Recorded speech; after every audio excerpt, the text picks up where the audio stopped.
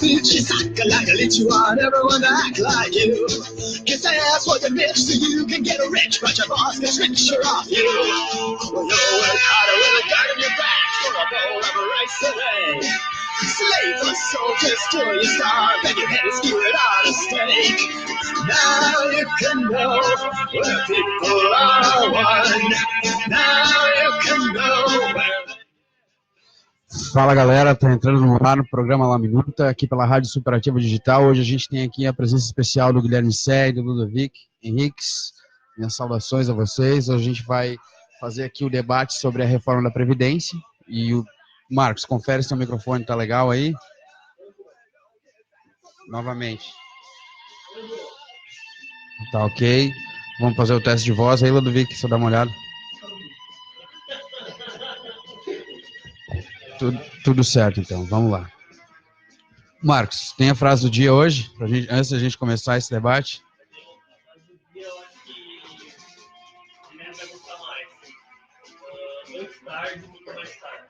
Antes tarde do que mais tarde.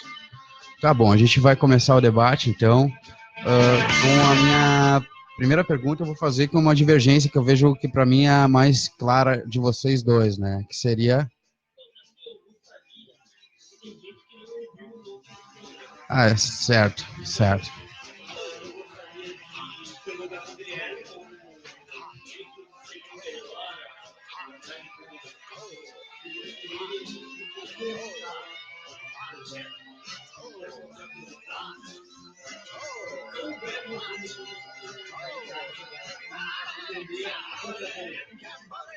Então, bom dia a todos. Fazer um pouquinho retrospecto aí, né? A PEC 06/2019 foi apresentada pelo governo federal no dia 20 de fevereiro, agora desse ano, se não me falha a memória. Então, ela primeiro teve a tramitação na Comissão de Constituição e Justiça para se avaliar a constitucionalidade dela, né?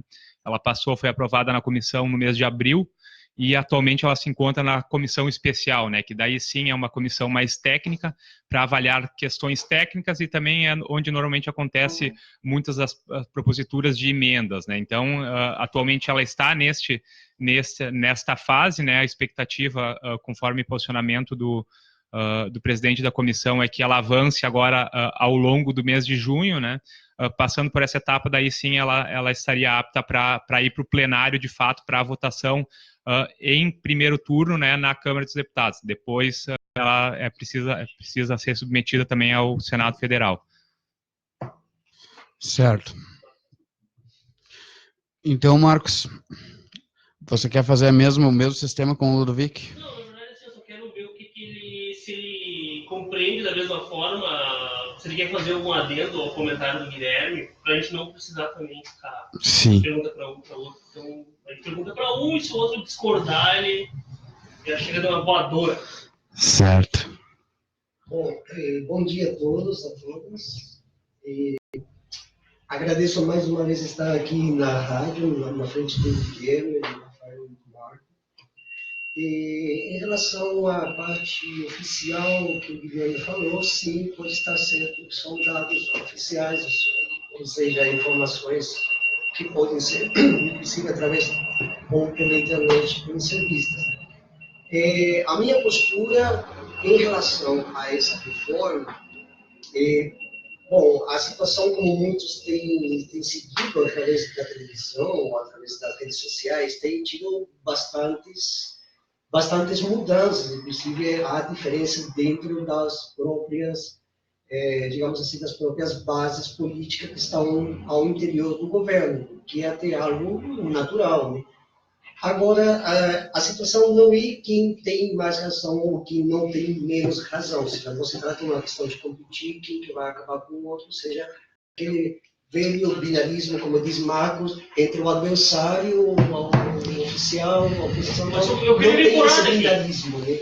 O que tem são pontos de vista. Eu que nasci no Chile, que minha mãe, até o dia de hoje, desde quando eu comecei a país, desde os finais dos anos 90, ela foi vítima do mesmo processo de capitalização que está vindo para cá, que já foi para outros países. Muitos países já voltaram atrás por muitos anos, com uma tremenda dificuldade, porque até voltando que aquilo era antes políticas públicas ao estilo de Keynes, precisa mexer novamente em questões basais da sociedade.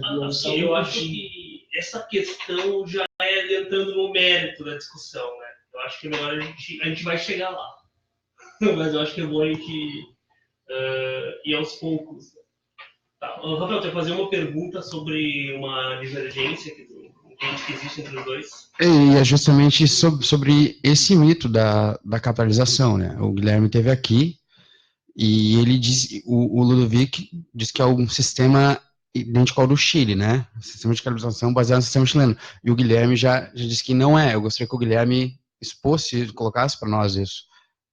Seria interessante ele, desculpa te cortar, seria interessante ele falasse como que é, né, na visão dele, e o Ludovic depois apontasse quais são os equívocos, caso existam, e onde que o sistema que será adotado pelo Brasil se encontra com o sistema adotado anteriormente pelo Chile. Bom, então vamos lá, né? Eu acho que quando a gente debate um tema da complexidade, que é a reforma da Previdência, nós temos que nos ater bastante ao que está escrito na PEC, né? E nesse primeiro momento, existe, primeira questão, a capitalização em si, ela é uma parte da proposta, tá? Eu não diria nem que ela é a mais essencial neste momento, porque, inclusive, os impactos orçamentários, a capitalização no curto prazo não tem impacto orçamentário, na verdade ela necessita de recursos, de um grande impacto orçamentário para poder ser viável, tá? A capitalização chilena, ela foi criada no início da década de 80, tá? Então, o que aconteceu ao longo desse tempo? Muitos países seguiram o modelo chileno, outros adaptaram, então hoje nós temos, em comparação à década de 80, já temos quase 30 anos passados, então existem problemas que aconteceram na capitalização chilena que hoje já foram identificadas. Os maiores especialistas aí que defendem a capitalização e que defendem a reforma da Previdência, eles deixam bem claro, o modelo proposto não se assemelha ao chileno. Inclusive, talvez isso é uma questão até para o Ludwig responder, da onde saiu essa informação, né? Talvez posteriormente ele pode nos esclarecer, porque a PEC é bem clara quanto a isso, não fixa a mesma capitalização que a chilena, e tem uma diferença crucial, tá? Entre o modelo chileno e o modelo proposto no Brasil. A atual PEC, ela deixa bem clara que a aposentadoria mínima será de um salário mínimo, coisa que não existe no Chile.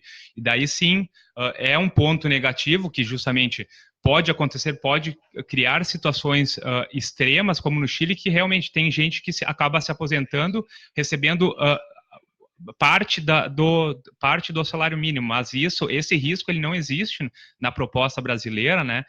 Sempre lembrando que a capitalização é uma das partes da proposta. O problema da Previdência no Brasil é muito maior do que esse, e a necessidade de reforma, com capitalização ou não, ela se faz cada vez mais urgente, né? Uma discussão que vem acontecendo, já foi levantada pela então presidente Dilma Rousseff, lá no início do seu segundo mandato, e ela, cada ano que passa, fica mais evidente. Pode complementar, Ludovic, como quiser. No ponto 150 da PEC é onde eu diria mete-se a faca. Se no ponto, Guilherme tem razão em visto de que, claro, de um modelo de um país, de uma época, a outro país, com outros modelos, com outras culturas, pode vir deles. Só que a bancarização, digamos assim, do que significaria a capitalização, a bancarização dos fundos previdenciários, mesmo que parecesse que não é essencial, mas quem vai lá no ponto 150 da PEC, aí está marcado, inclusive na última conferência teve uma juíza lá em casa, que inclusive também demarcou isso, está na conferência dessa senhora que inclusive já trabalha dentro, aqui em Porto Alegre, dentro do fórum, em relação à discussão da Previdência. Em vista de que parecesse que não é essencial, mas os interesses sempre vão ser maiores, isso é uma questão até de sentido comum. Sempre os interesses vão ser maiores de quem vai investir nessas administradoras de fundo previdenciário. Olha, eu tenho até dados do Chile que são de agora, mesmo com as reformas que teve lá e não deu certo, mesmo com as reformas da ex-presidenta Bachelet do Chile.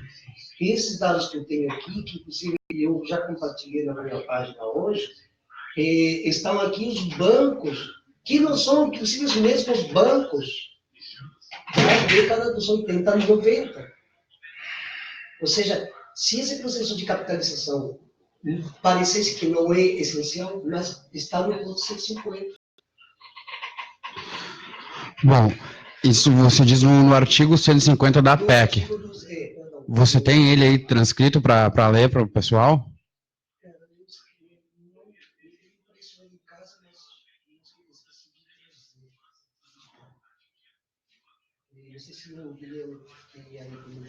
Eu estou tentando localizar aqui. Bom, esse é o programa Alá Minuto, a gente está aqui, um debate sobre Previdência com o Guilherme Sé e com o Ludovic. Nesse momento a gente está averiguando o artigo 150 da PEC e o Guilherme parece que encontrou ele aí. Não, ainda não. Ainda não, só um pouquinho. Rudy, tu encontrou ele aí? Não, estava ali mexendo nos outros negócios ali. Tá, certo. Os garrafões de vinho que chegaram. Não, porque esse assunto aí, ele deixa as cabeças do cara meio maluca, né? Na verdade, para ser bem sério, que eu modifico o artigo 149 e daí o 167, né? Porque modifica da Constituição. Porque a capitalização em si é falada no artigo 201 apenas, tá? Que poderá ser adotado o modelo de capitalização via lei complementar. O que isso quer dizer? Que via nova propositura de lei, daí não emenda constitucional, poderá ser adotado o sistema de capitalização. Então, vamos lá, poderá, né, vai ser adotado e se deixa bem aberto que pode ser a capitalização nocional, né, que é um modelo totalmente diferente do chileno, tá?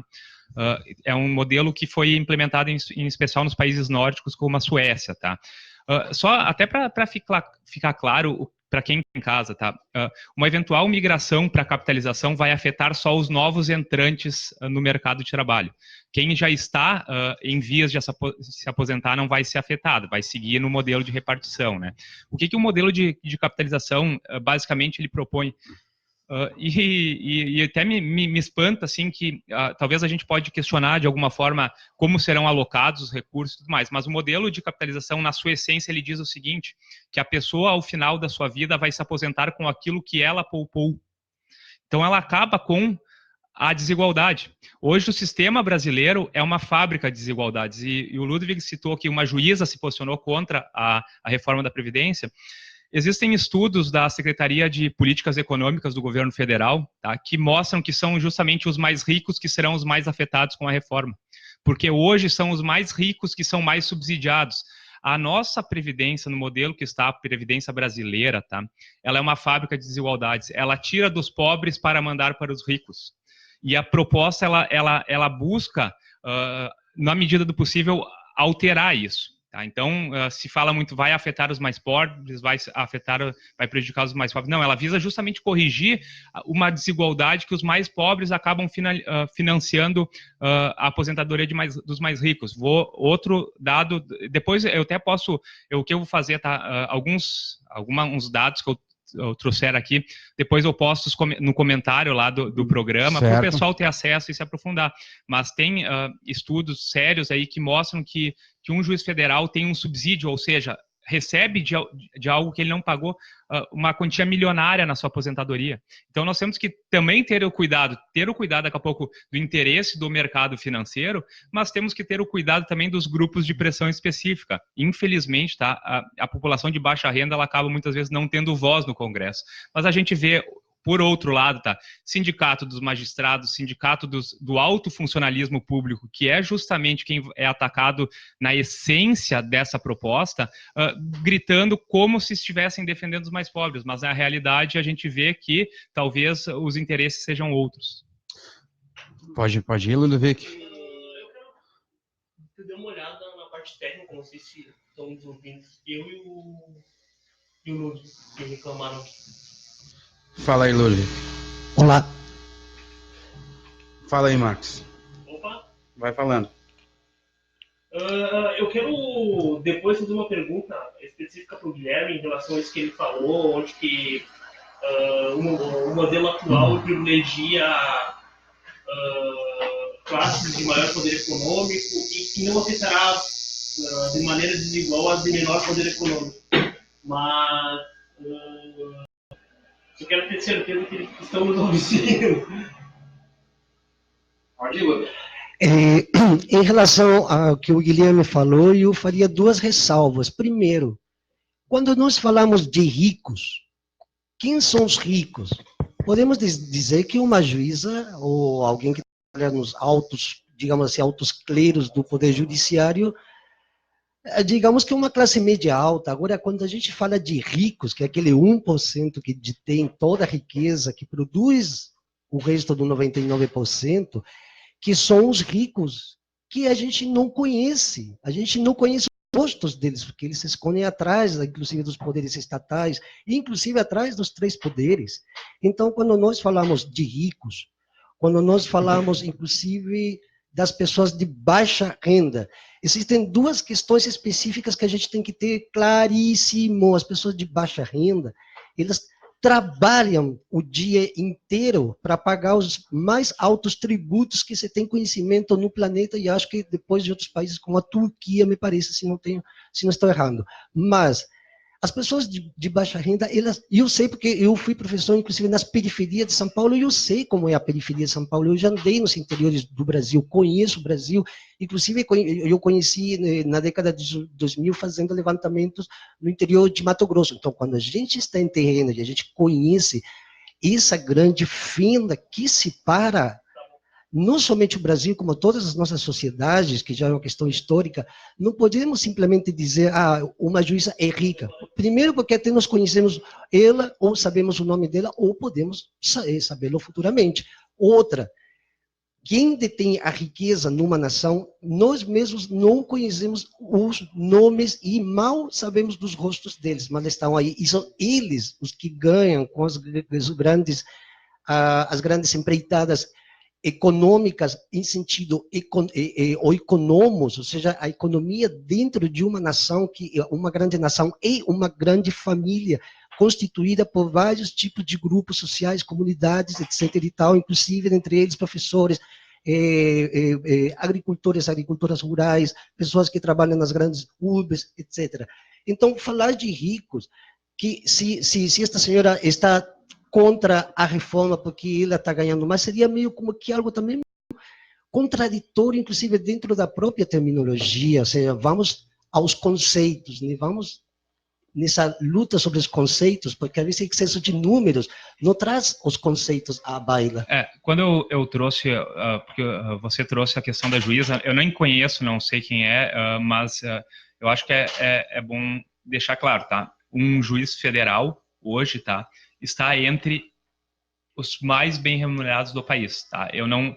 Provavelmente não sei se está entre o 1% mais rico, mas deve estar no mínimo entre os 5% mais ricos, tá? Isso, depois a gente pode buscar dados do IBGE e vir a comprovar isso, tá? Mas eu só trouxe esse exemplo porque, assim, tu trouxe de um lado dizendo que o sistema financeiro teria interesses, bom, eu fiz o contraponto dizendo, bom, quem sabe, quem talvez está mais gritando contra a reforma, não que outros não estejam, talvez também estejam sendo afetados, né? E a gente sabe que a atual proposta, o que ela faz? Ela reduz a contribuição de 8% para 7,5% de quem ganha até um salário mínimo e aumenta progressivamente conforme aumenta a renda. Então, os mais impactados com a atual reforma são justamente aqueles que ganham mais de 10 mil reais por mês, tá? E no funcionalismo público. Por quê?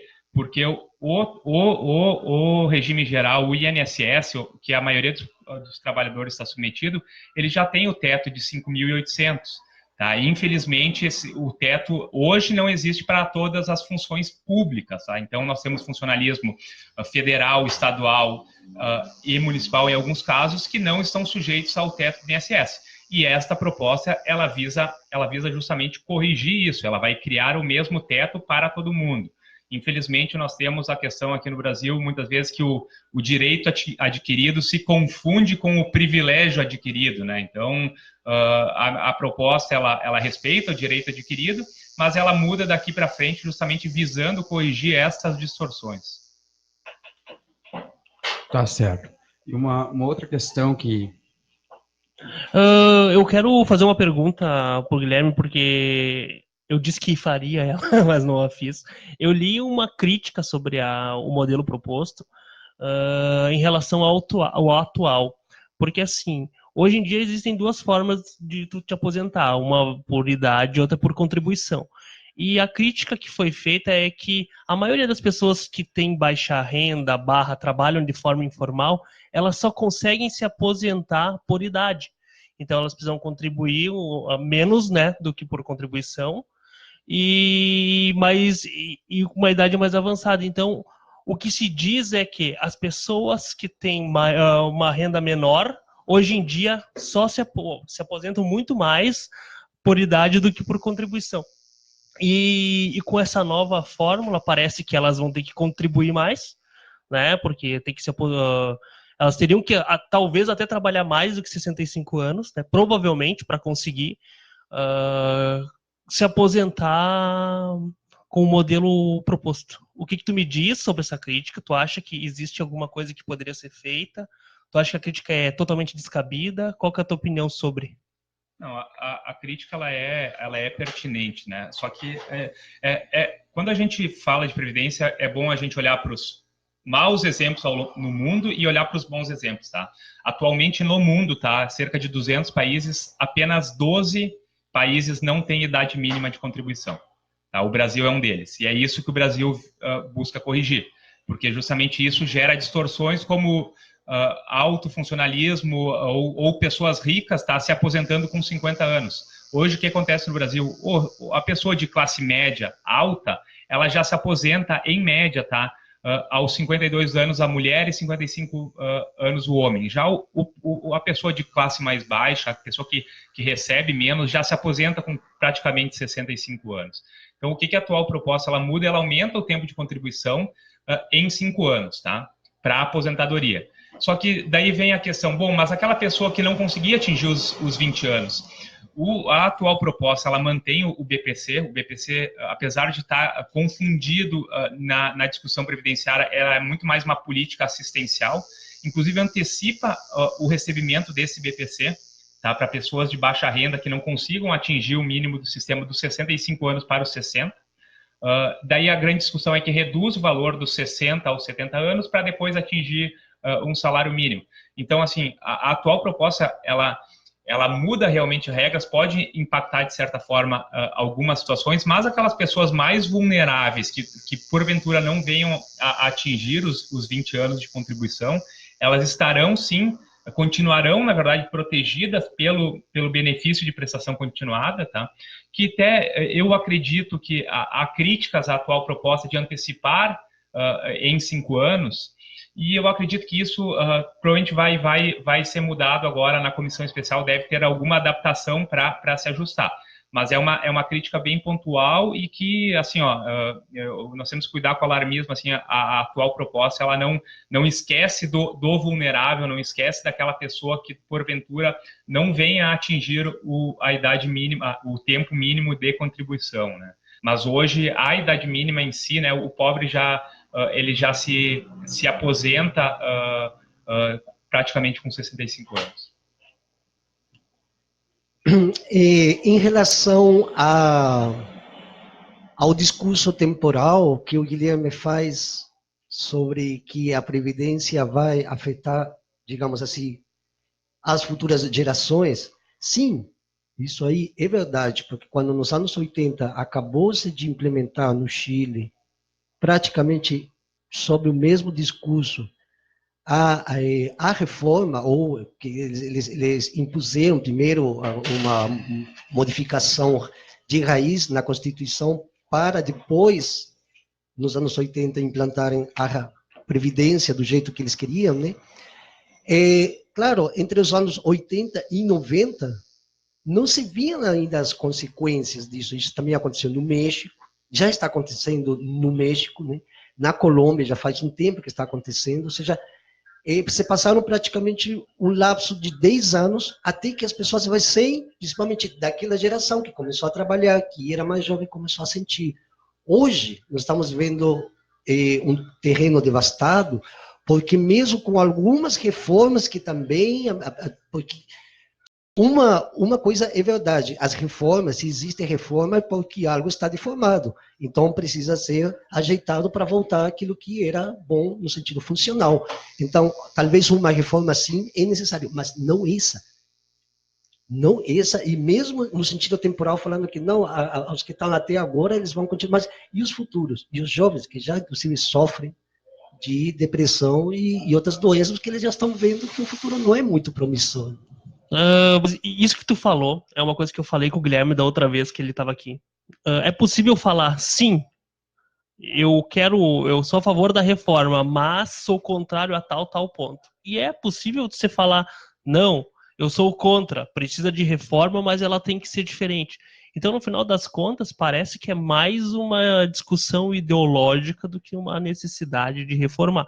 Eu acho que todo mundo entende que precisa ter alterações. Correto? Correto? Então, só que precisa verificar o quanto que o sentimento ideológico faz as pessoas defenderem a atual proposta e o quanto esse mesmo um sentimento antagônico faz as pessoas atacar essa proposta. Talvez o grande ponto aqui, né, seja, a gente ouve há bastante tempo, sou contra esta reforma, mas não sou contra uma eventual reforma. Só que o que é até importante deixar bem claro, né? Essa proposta, a ex-presidente Dilma ela não chegou a apresentar a proposta, mas teve fóruns de discussão no Congresso que já encaminhavam o tipo de proposta que ela faria. Por exemplo, a idade mínima era uma coisa que não teria como fugir. Tem pronunciamentos dela falando sobre isso. Então, é importante assim que o debate seja feito. Bom, eu sou contra a proposta. Bom, então, quem sabe se apresente qual proposta, qual o seu impacto orçamentário. O próprio pessoal, eu vi que na outra ocasião o Ludwig citou o relatório da CPI da Previdência, né, do senador Paim. Senador Paim, inclusive, existem outros como ele, mas é até bom citar, né, que não abriu mão da sua aposentadoria especial, tá? O Maia também não abriu mão, existem outros que não abriram mão, independente de corrente ideológica. Presidente, né? É importante deixar claro isso, né? Mas, assim, a discussão ela tem que estar na comissão especial e a Tabata Amaral, deputada do PDT de São Paulo, vem fazendo esse trabalho, dizer, realmente tem pontos nessa reforma que eu discordo, mas apresentando emendas, apresentando alternativas, dizer, essa reforma joga no lixo porque ela não serve. Bom, isso me espanta, né? Como é que ela não serve se ela tem muitos pontos em comum com a provável proposta que seria apresentada pelo governo Dilma Rousseff? E assim, ó, esse aqui sou eu, Guilherme, falando, tá? Quem citou que esta proposta vai no caminho certo, tem eventuais correções, mas na essência ela está correta, é Dr. Nelson Barbosa, ex-ministro da Fazenda de Dilma Rousseff e ex-ministro do Planejamento. Então, é um economista petista, tá? Que está dizendo que sim, é necessário a reforma, sim, essa reforma pode ter algumas melhorias, mas tem pontos que não tem o que se discutir, nós estamos convergindo a Previdência do Brasil para a maior parte dos países do mundo, não adianta, o Brasil, infelizmente, ainda é um país pobre, tá? Não adianta a gente ter Previdência de país rico, e isso, assim, ó, eu não queria voltar ao tema, a gente está discutindo a Previdência no Brasil e não a Previdência no Chile, mas me assusta, assim, o Chile. Tá? Eu não digo que não tenha problemas, com certeza deve ter problemas, deve ter situações pontuais, devem ter correções, mas o Chile na década de 80, ele tinha 80% do PIB per capita brasileiro. Hoje o Chile tem um PIB per capita, o que é o PIB per capita? É a renda média por pessoa, 60% maior do que o Brasil. Tá? Hoje o índice de pobreza de pessoas vivendo com menos de $1,25 por dia no Chile é de 1,3%. No Brasil, de 3,4%, quase 3 vezes. Então, a gente tem que cuidar, assim, ó, porque o Chile talvez não seja o modelo ideal de país. Tá? Eu acho que existem países que conseguiram evoluir mais. Mas, em comparação ao Brasil, nas últimas 3 décadas, o Chile avançou muito mais do que o Brasil. O Chile conseguiu multiplicar a sua renda, diminuir a sua pobreza, aumentar seus investimentos em educação. Então, é importante também que a gente veja isso e defender a reforma da Previdência, corrigindo os problemas identificados em outros países, é justamente que o Brasil possa ter recursos no futuro para aplicar em saúde e educação. Hoje, nós estamos chegando num ponto que 60% de todo o orçamento do Brasil tá, das despesas primárias oriundas de impostos, tá, pagos por todos nós, que sai dinheiro do nosso bolso, são para pagar a Previdência. E se nós não fizermos nada, esse número só vai aumentar. Então, vai ser menos dinheiro no futuro para educação e saúde. Uma palavra. Eu quero falar uma coisa primeiro. Então, tu entendia os pronunciamentos da Dilma? Interessante, né? Quase ninguém entende, né? É difícil de entender. E... Bom, depois eu volto porque eu acho que é uma pergunta mais complexa, daí eu vou deixar o Ludwig.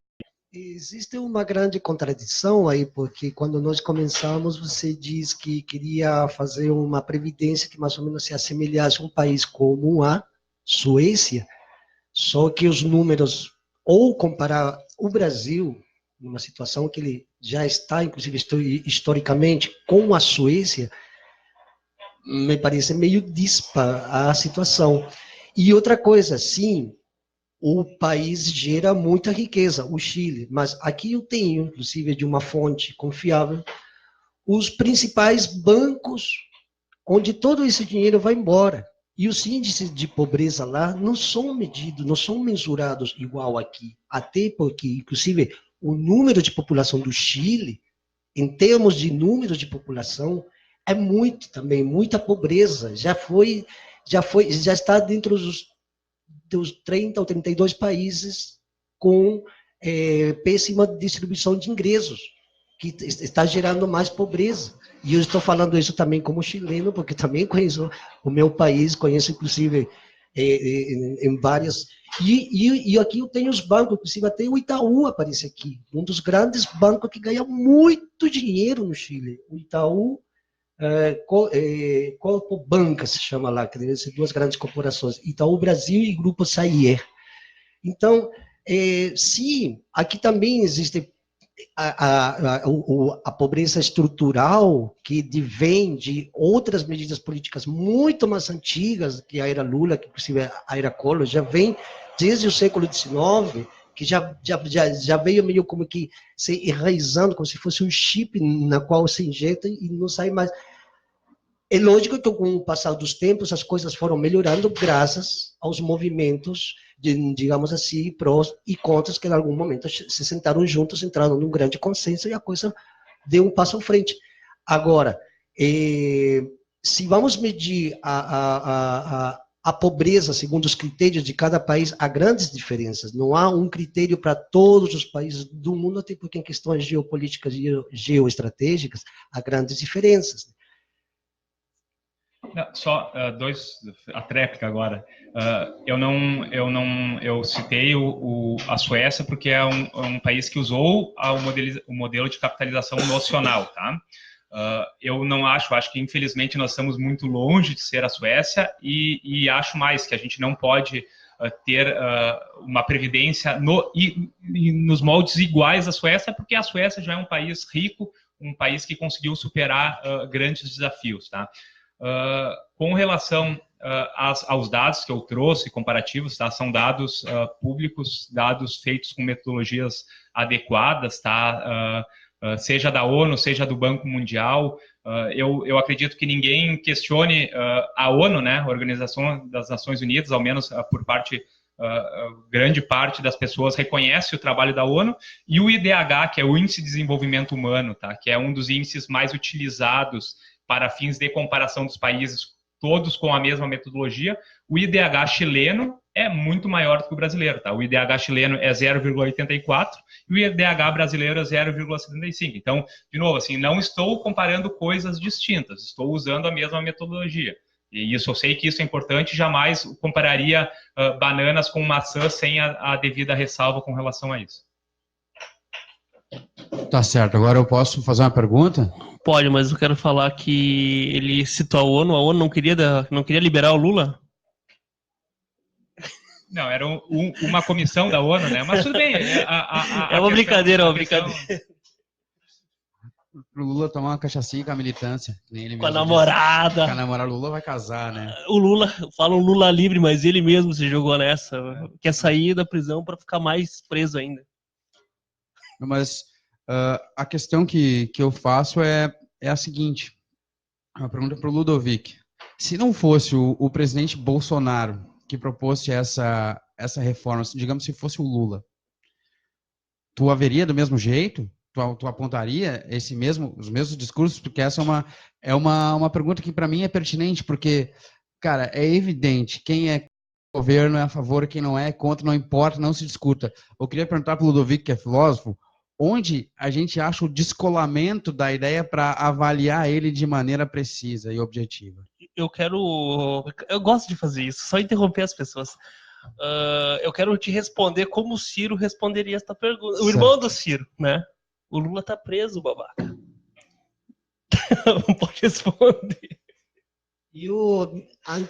Ante essa pergunta, eu respondo, não sei, porque ele teria que escrever e ler, segundo o ponto de Sim, vista mas se dele. fosse a mesma, para um modo mais abstrato, como se descolar das nossas paixões políticas para avaliar realmente, não, o Brasil está com as pernas quebradas, não tem esse déficit, ele está comendo investimentos que poderiam estar sendo investidos em outras áreas. Como a pessoa faz para ela se descolar da paixão política dela e realmente avaliar a situação como é? Você, como filósofo, podia dar essa dica para o ouvinte. Olha, eu vou fazer duas respostas. Uma como filósofo, já como você me denomina, e outra como ser humano. Como ser humano, se eu lesse aquilo que eles, por exemplo, se ele tivesse escrito, ou, digamos assim, já dado essa PEC para ser promulgado e tal, eu iria ser contra. Se fosse em termos de filosofia, eu acho que ele primeiro tem que ficar livre e depois sentarmos juntos, ele ir para a escola e a gente tem que fazer uma entrevista e aí seria outra coisa, porque filosofia a gente não dá para ficar antevendo as coisas, como seria, tem que ser na hora.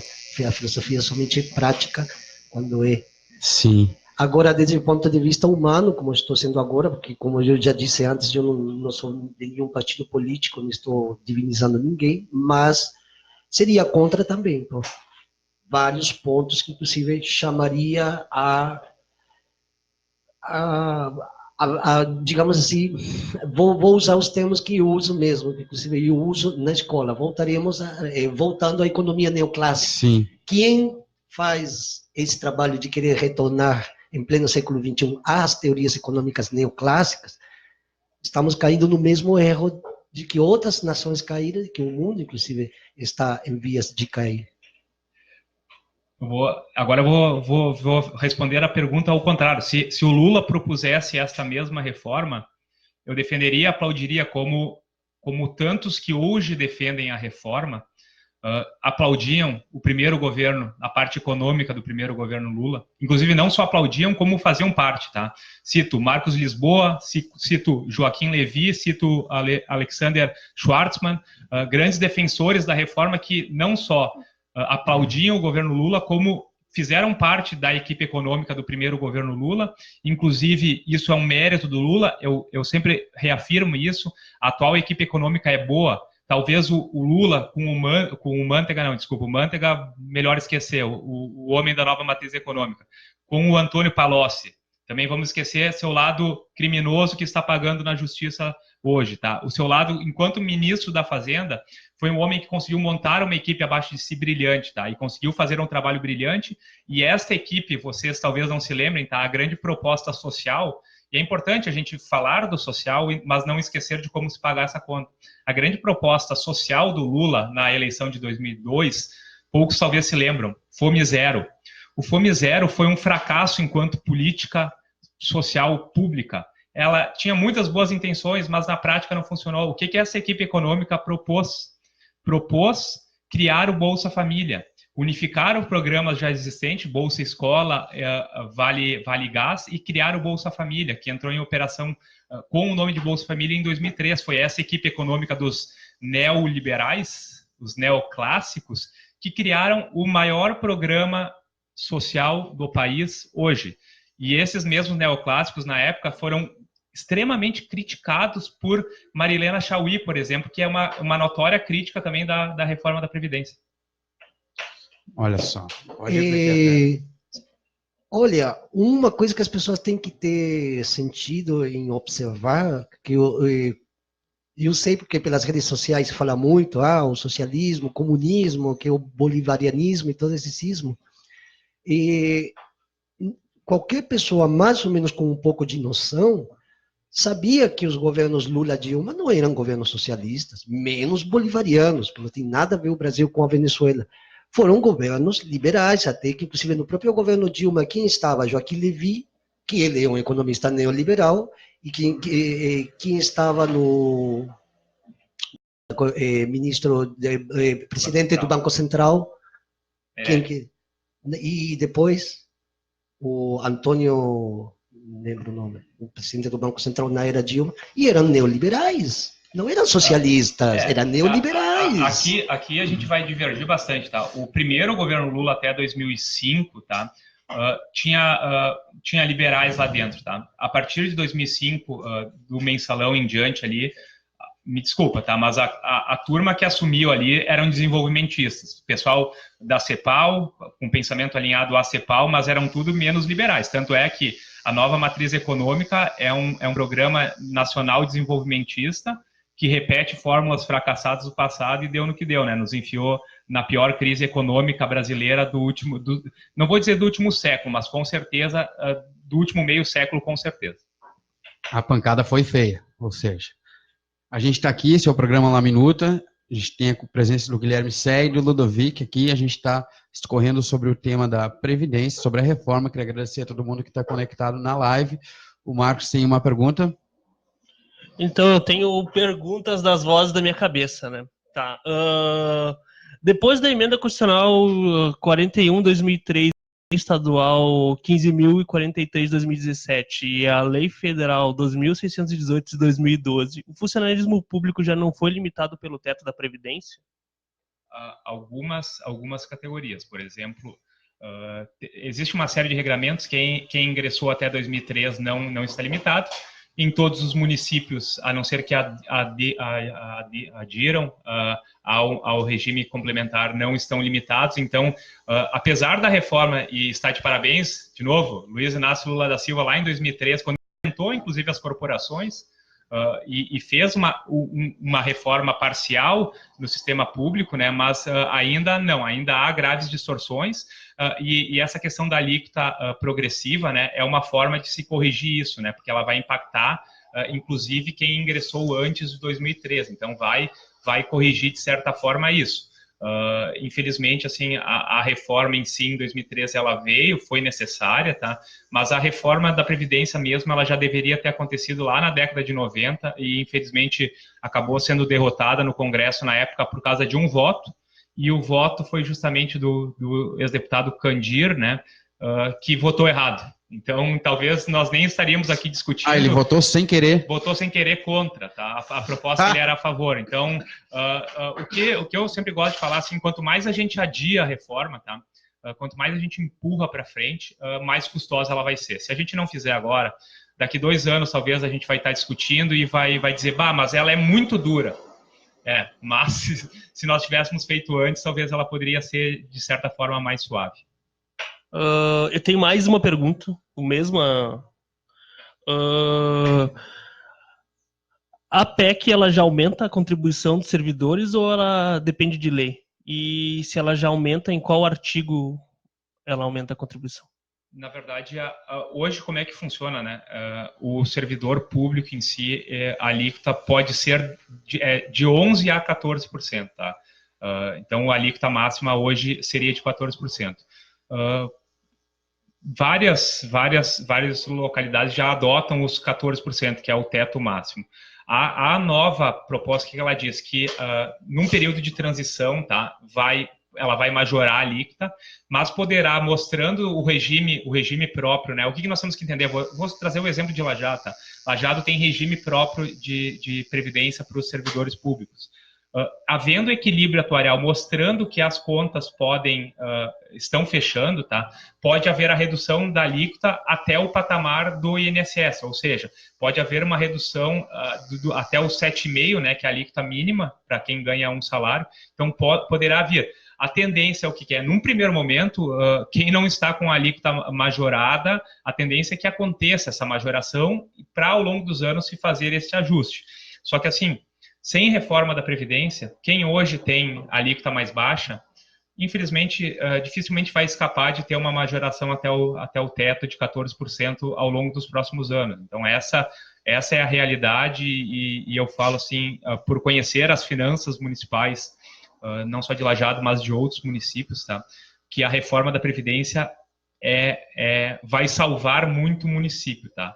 Tem município hoje que compromete grande parte do seu orçamento para pagar aposentadorias. A reforma vai vir a dar um fôlego, tá? E vai corrigir algumas questões nesse sentido. Então, em Lajeado, felizmente, a situação não é tão grave, tá? Porque o fundo previdenciário é recente. Aí, Marcelo. Mas é uma coisa que vai ter um impacto e vai ter um impacto. A reforma da Previdência tem um impacto positivo, bom, para as finanças públicas municipais, seja de Lajeado, seja de qualquer município.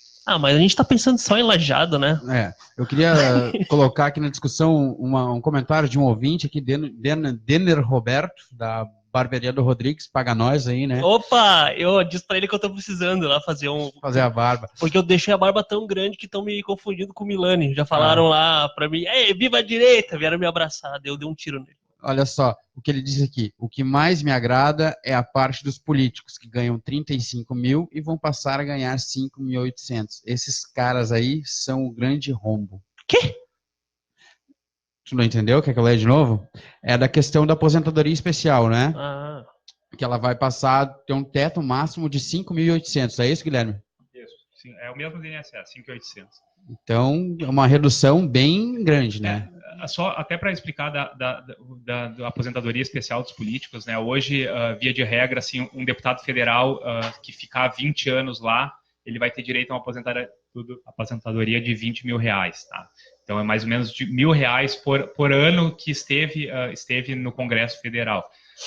Tô resumindo. Então, a nova Previdência ela vai vir a dizer, não, a partir de agora os políticos vão ganhar no máximo o teto. De novo, direito adquirido. Aqueles que, eu citei o exemplo do senador Paim, mas para não ficar só no senador Paim, vamos citar o exemplo do Rodrigo Maia, eles já estão lá.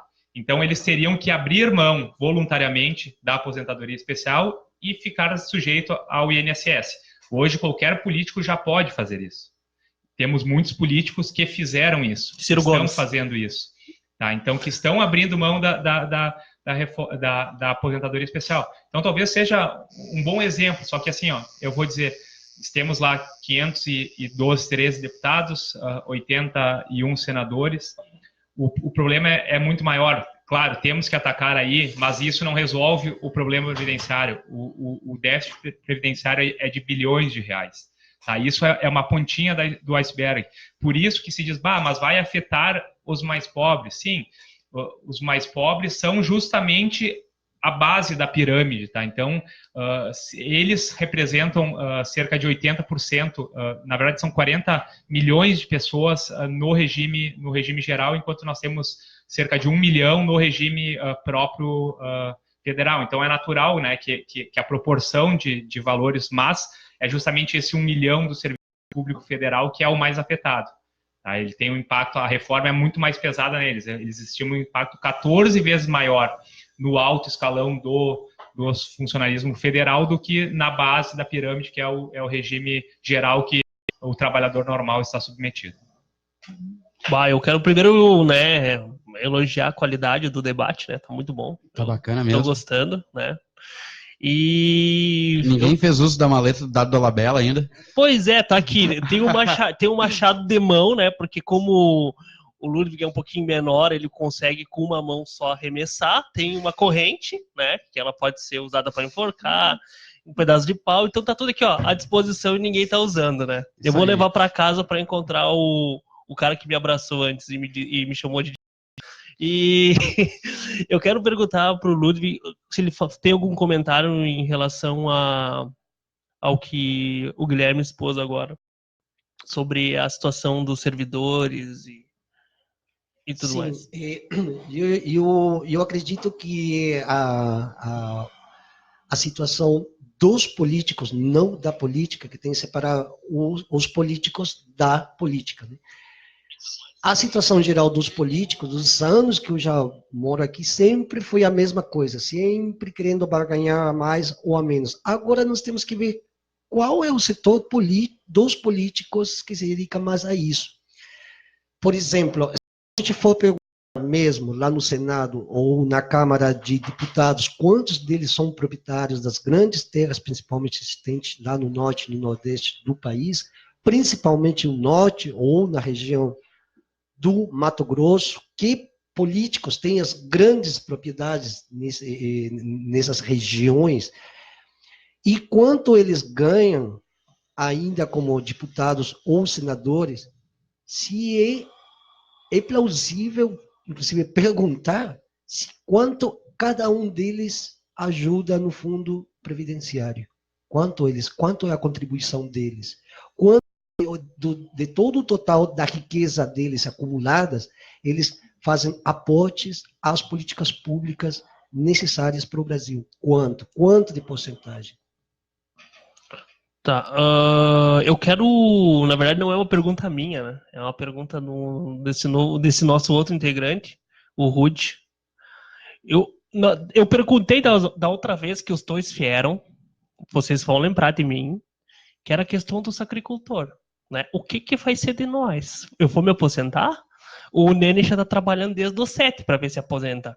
Porque a gente viu na TV, lá na TV Lison e também no Facebook, que o bagulho não vai ser fácil. E aí eu quero perguntar para os dois, porque eu acho que é um ponto que os dois, eles concordam em parte. Como que fica essa questão? Precisa mudar alguma coisa? Seu Guilherme precisa mudar alguma coisa? Seu Ludwiner? Tá bom.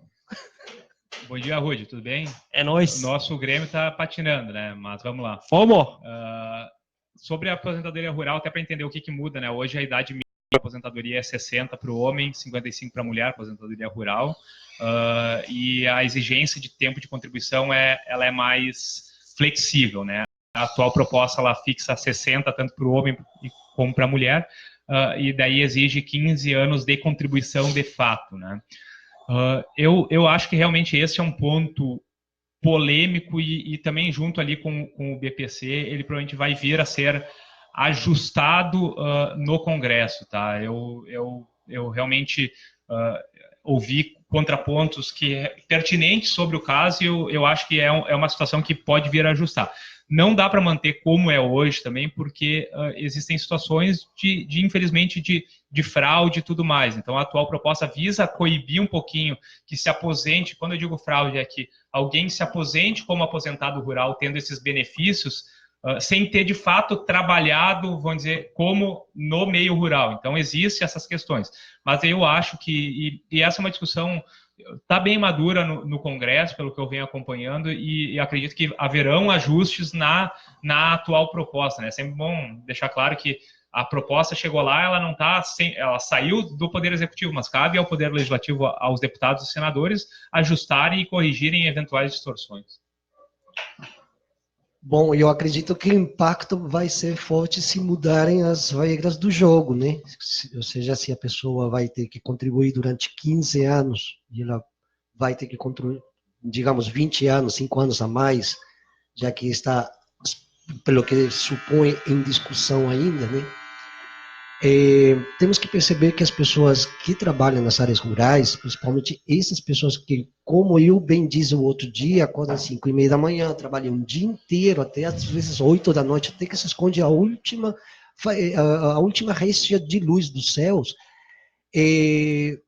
me parece que se já estão pensando em mexer aí, eu acho que uma grande injustiça, porque depende deles toda a produção alimentar que se produz no Brasil, depende deles ainda, mesmo que haja setores que apenas trabalhem com tecnologias de ponta, como é o caso do agronegócio, mas quem está hoje, nesse momento, inclusive com esse clima ali fora, trabalhando no campo para produzir justamente comida que vai chegar às nossas casas, inclusive que muitas pessoas já estão nesse horário do almoço, que vem de lá. Então, essas pessoas, primeiramente, eu acho que se deve fazer justiça com essas pessoas e depois com os trabalhadores urbanos, principalmente das grandes periferias, os grandes cordões periféricos das grandes capitais. Mas a questão dos agricultores e agricultoras rurais é essencial que eles humanizem. porque depende deles toda. A gente pode falar de dinheiro, pode falar de ouro, podemos falar de tecnologia, mas isso não se come. A gente necessita de quem produza alimentos, mas de uma outra forma que não essa, nesse modelo que nós estamos vivendo hoje, tanto no Brasil quanto na maioria dos países da região. Bom, agora a gente está chegando nos 5 minutos finais do programa, o tempo voou, né? Agora tá liberado todas as armas. Antes era escondido, né? Agora pode. Não, eu vou Ele puxou uma coisa, eu achei que era uma água. Era uma Meu água. Deus do céu. Jogar água. Mas assim, ó, eu É vou... água benta, ele acha que o Guilherme é um vampiro, alguma coisa assim. Virou o Temer, né? Ah, é. Eu acho que vai pagar pelos crimes. Não renunciarei. Eu vejo ele como padre. Ah, é? Ô, louco. Vai rolar um abraço depois? Falaram que você também, falaram que você fala exatamente muito parecido com o padre Padre Quevedo. O Ludwig, quando ele veio da outra vez, chamaram ele de Padre Quevedo. Eu, particularmente, achei parecido com o Petkovic, aquele jogador. Mas sabe por que foi chamado de Padre Quevedo? Porque eu perguntei para ele, Lud, e o déficit da presidência existe? Da Previdência? E ele disse, não existe. Então tá, no momento final agora aqui do programa La Minuta, eu vou abrir aqui rapidamente para vocês dois, primeiro o Gui, depois o Ludovic, para vocês darem a manifestação final, ou a favor ou contra, falar o que vocês quiser sobre essa reforma, né? Você tem que mudar. Então, queria agradecer o espaço, agradecer ao Ludwig, pedir desculpas, daqui a pouco no calor do debate, mas a gente está aqui debatendo ideias, né, e eu acho que somente ideias podem iluminar a escuridão, né, e é importante que a gente faça um debate em alto nível, que se debata o tema, porque, assim, apesar das divergências, existem convergências e a gente tem que buscar o melhor para o país, para o futuro, independente de posições ideológicas, né? Então, eu só queria reforçar que eu entendo que a reforma da Previdência ela é necessária. Essa proposta atual ela tem muito mais pontos positivos do que negativos.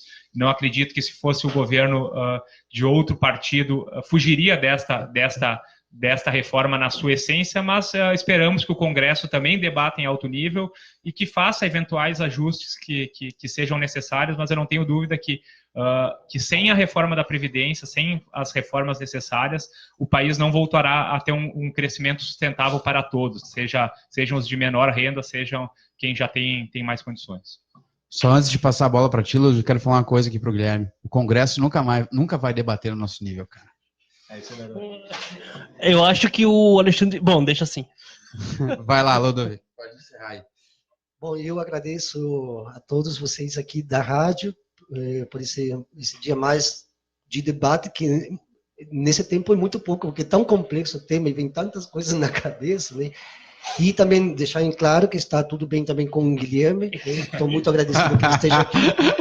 Até porque ele falou uma coisa muito interessante. Eu acho que nós temos que buscar os pontos de convergência, deixar essas picuinhas que a gente vê muito pelas redes sociais, nos chats, né? Muita picuinha. A gente entrar nos pontos de convergência para fazer um grande pacto, ou seja, porque o Brasil hoje, nesse binarismo que está, precisa, e eu sempre insisto nisso, um grande consenso social, ou uma nova ordem assim, de contrato social, estilo Rousseau, né? Para poder chegar nos temas que, inclusive, são muito tocantes à sociedade, no sentido de realidade próxima, e que as pessoas também façam suas pesquisas, que elas também entrem pela internet, leiam, baixem a PEC, porque não adianta duas pessoas aqui, muitas que estão ouvindo nem sabem do que se trata, né? Que as pessoas leiam, que participem, que sejam participativas e que colaborem, que comentem, que façam também essa discussão ir mais à frente, né? E eu agradeço de antemão a todos, boa tarde. E a todas. E a todas. É isso aí, a gente parabeniza aqui os convidados, foi muito bacana receber eles. Espero que quem ouviu o nosso programa tenha gostado também. A gente vai continuar seguindo com esses debates nesse tipo de prestação de serviço a toda a comunidade aqui da... Vamos lá, né, Rude? É isso. Acabou. Uma boa tarde para todo mundo. Abração. Lá na feira tô produtor, porque agora é terça. Hoje é quarta.